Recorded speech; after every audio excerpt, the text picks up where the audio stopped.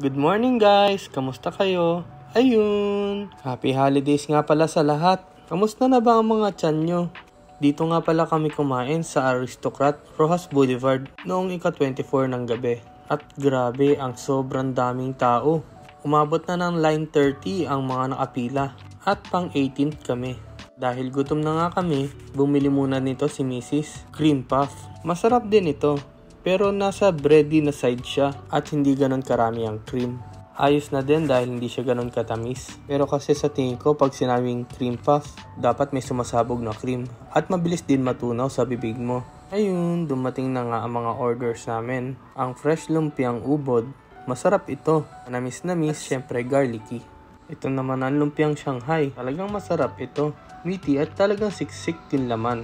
Umorder lang din kami ng extra java rice para may kanin ako. Kasi may sarili ng boneless chicken barbecue si Papa. At si Mrs. naman ay yung clubhouse sandwich. Pero mukhang gusto niya ng crispy pata sa katabing table. Nag-take out na din kami nitong mocha cake, bibingka, ensaymada, chicken pie, at cheese roll.